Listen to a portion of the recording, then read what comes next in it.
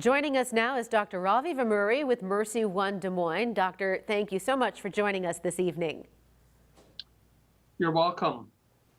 Well, just hours ago, the CDC gave the green light for the Pfizer COVID vaccine to be used on 12 to 15-year-olds after the FDA did earlier this week. So I want to go over some questions we have been hearing from our viewers. So firstly, can those under 18 get the vaccine in Iowa without a parent's consent? To the best of my knowledge, those that are considered legally minors do need parental consent for medical procedures, and this would be considered a medical procedure, getting a vaccination.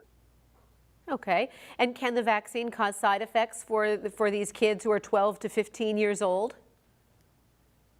Any medical intervention can potentially cause side effects, but the Pfizer study looking at the 12 to 15-year-old age group saw that the side effects were very similar to the ones seen in adults, in the sense that people had some soreness in the arm, perhaps a feeling of feverishness, and a feeling of fatigue, some chills, but they typically subsided within 24 to 48 hours after getting the shot.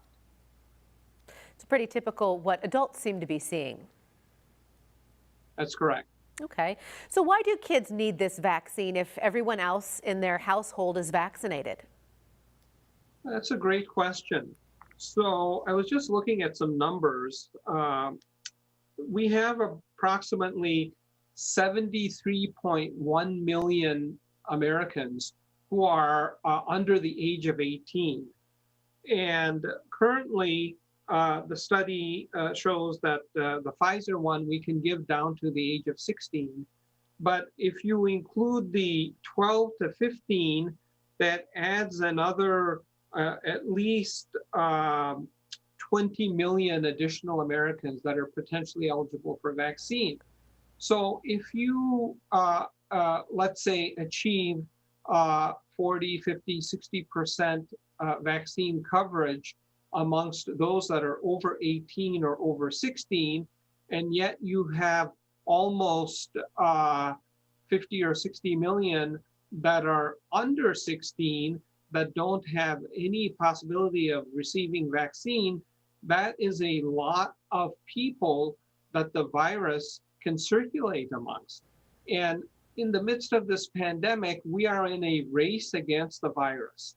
The longer the virus can circulate amongst us humans, regardless of what our age, the more chances that the virus has a chance to develop so-called variants or mutants. These are just basically mistakes in the replication of the virus. The virus obviously is not conscious. It's not consciously trying to become a dangerous mutant. It just randomly happens. And some of these random events, especially when you consider millions of replications occur, even in a given person who develops infection, can lead to mistakes that lead to a variant that could be more detrimental to humans. So it's very important to get as many people across the entire spectrum of age vaccinated as possible, so that we have less susceptible people, less community transmission, less chance for the virus to mutate or develop variants. And are kids included in, we've heard the phrase herd immunity a lot, so are kids going to be included in that group, that we need to achieve a certain number to have that status? Yeah, absolutely. Now, you know, that term has been bandied about a lot, and we don't necessarily like that term too much, but you're absolutely right. A certain critical percentage of the population needs to be immune to the virus in order to prevent ongoing community transmission. And we've seen this with other viruses, measles, polio, et cetera. So unless you reach that critical mass of immunized people, we're going to be having problems with this virus for the foreseeable future. And so that's why it's vitally important. The other thing to remember is, even though we don't hear about it as much, you know, the infection is not totally benign amongst children. Children can suffer severe illness They can get critically ill. There's something called multi-system inflammatory syndrome in children, so-called MIS-C, which has been described, which can be very severe. And then post-COVID, children can have all kinds of issues, so-called long COVID syndrome.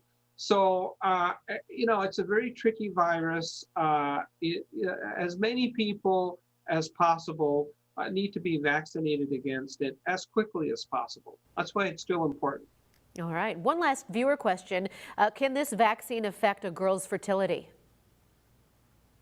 That has been a persistent false narrative running amongst various social media sites, saying that somehow these messenger RNA vaccines, which the Pfizer and the Moderna are a part of, are somehow going to impact female fertility. There's absolutely no evidence that such an impact is there. And so, there's no scientific basis for that opinion. So I'm not sure how it got started, but no, all of the experts say that this vaccine has no bearing on female fertility. All right, Dr. Ravi Vemuri, we thank you so much for your time tonight and clearing up some of those big questions for us. You're welcome. Have a great day.